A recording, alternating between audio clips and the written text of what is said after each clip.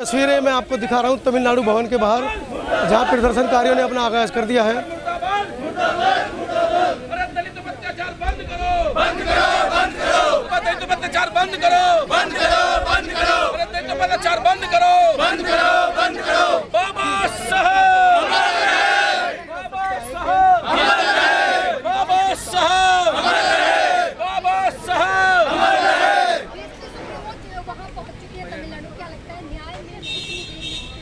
देखिए, वो हमारी नेता हैं और वो पूरे बहुजन समाज के नेता हैं। वो वहाँ पहुँची है, वो उनके भाई एक प्रदेश के अध्यक्ष थे, उनकी पार्टी का ही काम थे, बहन जी के शरीर का हिस्सा थे, जाना चाहिए।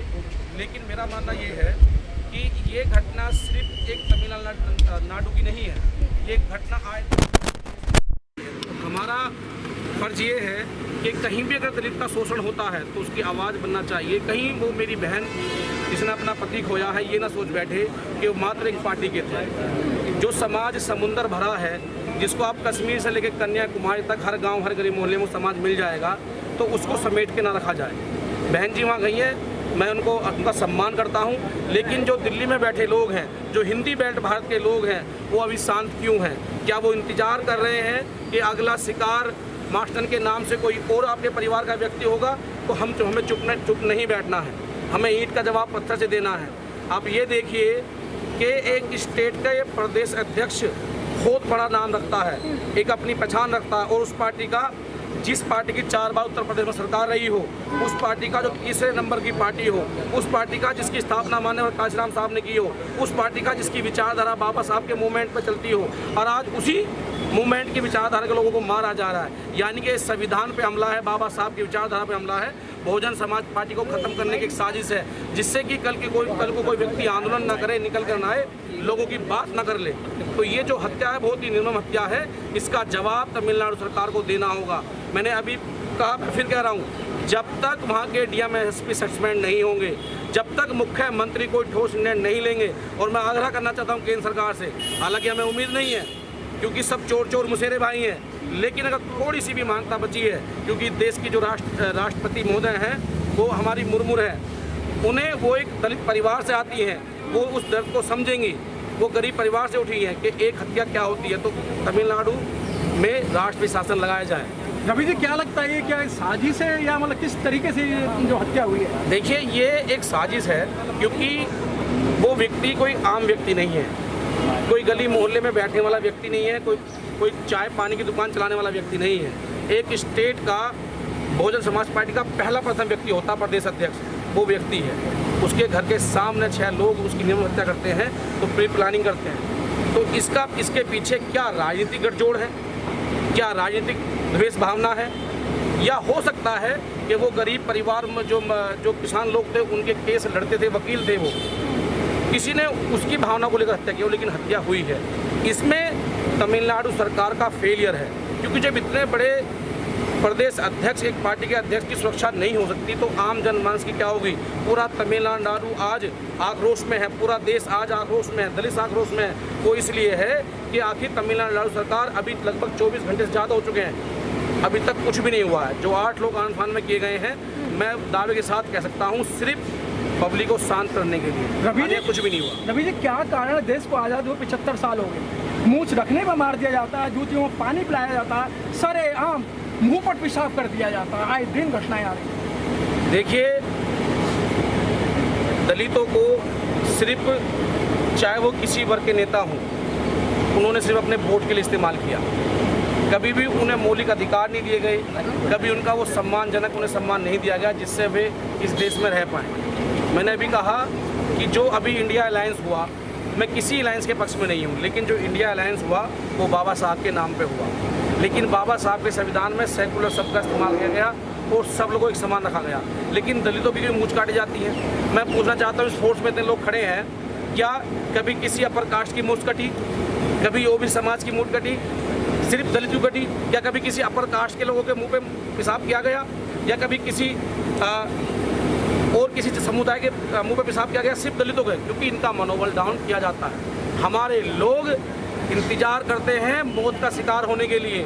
आज आप देखिए, पूरा साउथ खड़ा होकर देख रहा है कि दिल्ली क्या करेगी, हिंदी बेल्ट के भारत के मेरे भाई क्या करेंगे, कि एक व्यक्ति की हत्या कर जाए तो आंदोलन क्यों नहीं हो रहे? जब तक आंदोलन नहीं होंगे आपकी ताकत इकट्ठा नहीं होगी। तो मेरा बस ये कहना है, जो फिर 131 सांसद जीत गए हैं पार्लियामेंट में, वो कब तक मौन बने रहेंगे? अरे शर्म करो, डूब मरो। जब तुम्हारा समाज ही नहीं बचेगा तो आप राजनीति किससे करोगे? आप वोट की बात किससे करोगे? और उनसे तो मैं अपेक्षा है ही नहीं। राहुल गांधी जी, मैं किसी धार्मिक की भावना को ठेस नहीं पहुंचा रहा। वो भोले बाबा की तो मूर्ति उठा सकते हैं, लेकिन दलितों के मुद्दे नहीं उठाएंगे। सिर्फ चुनाव से 2 दिन पहले या 2 महीने पहले ही एजेंडा बनाते हैं दलितों को लुभाने के लिए। माननीय अखिलेश यादव जी, आपने भी आधे घंटे पहले ट्वीट किया है। मैं तो जब समझता कि आप हमारे बहुजन समाज का हिस्सा हैं, आप 24 घंटे पहले ट्वीट कर दें। लेकिन क्या करें, वो अखिलेश यादव जी के दोस्त हैं, वहाँ उत्तराखंड के तमिलनाडु के मुख्यमंत्री, कहीं उनकी मित्रता में कमी ना आ जाए। तो मेरा सवाल आज किसी नेता से नहीं है, आप सभी मीडिया बंधुओं के माध्यम से एक सवाल है देश की दलित आवाम से, जो देश की तकदीर बदलती है। आप किसी खेत खलियान में जाएं, किसी कंपनी कारखाने में जाएं, सबसे बड़ा वर्ग ये समाज मिलेगा और ये काम करता है, लेकिन फिर भी इनकी निर्महत्या की जाती है। और लोकतंत्र में जो बाबा साहब ने दिया, जब आप वोट की बात करते हैं तो आपने देखा लाइन लगा करके पूरे विपक्ष के नेता और सत्ता पक्ष के नेता बाबा साहब संविधान कर रहे थे, लेकिन आज तो शब्द किसी के नहीं फूटे। रवि जी जो हत्या हुई है, युवा शक्ति दल की क्या डिमांड है, क्या मांग रहे हैं उनको? देखिए, सबसे पहले हमारी डिमांड है कि इसकी सीबीआई जांच हो, फास्ट ट्रैक कोर्ट में मुकदमा चले, 2 महीने में इन हत्यारों को फांसी हो, कल को ये किसी और राजनीतिक व्यक्ति की हत्या ना करें। उसके बाद इस परिवार को आजीवन जेल सुरक्षा दी जाए, क्योंकि जब पुरुष की हत्या हो सकती है तो उस परिवार में अब महिला है जो अपने परिवार का लालन पालन करेंगी, तो उस महिला जो उनकी वाइफ है, जो मेरी बहन है, उन्हें जेड+ सुरक्षा दी जाए। उसी के साथ साथ जब किसी परिवार का मुख्य स्तंभ होता है, पुरुष मुखिया, वो चला जाता है तो बड़ी आर्थिक तंगी देखनी पड़ती है। आज लोग वहाँ जा रहे हैं, धरने कर रहे हैं, कल जब उस परिवार के बच्चों के खाने पीने की बात आएगी तो उनकी आर्थिक मदद कौन करेगा? तो कम से कम 50 करोड़ मुआवजा उस परिवार को दिया जाना चाहिए। उसी के साथ साथ हमारी मांग है कि वो एक पार्टी के प्रदेश अध्यक्ष थे जो तमिलनाडु की विधानसभा है, वहाँ उनका स्टैचू बने, जिससे कि उनका एक सम्मानजनक एक सम्मान मिलता रहना चाहिए। तो ये कुछ हमारी मुख्य मांगे हैं जिनको तमिलनाडु सरकार पूरा करे।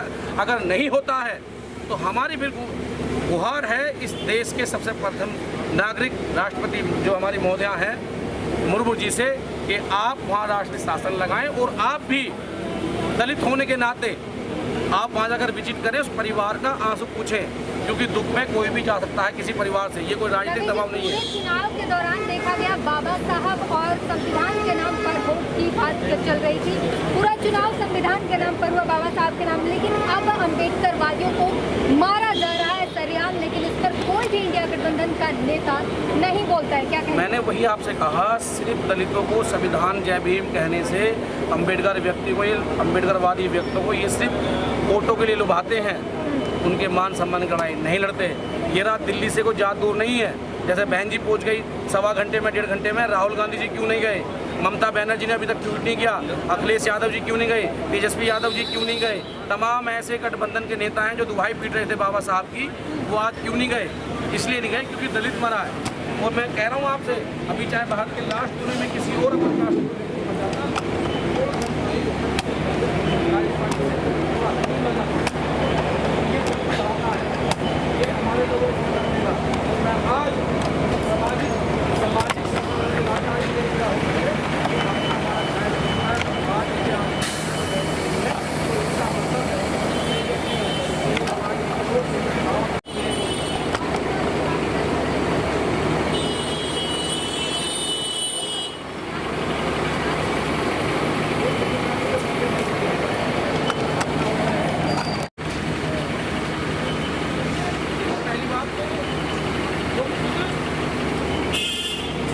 घेरे में है जहाँ न्याय नहीं मिलता, वो खुद सबकी बुनियाद पे है। क्या उनकी जो लोकल एलआई होती है, केंद्र की आई भी होती है, आपने वहाँ मेरे पास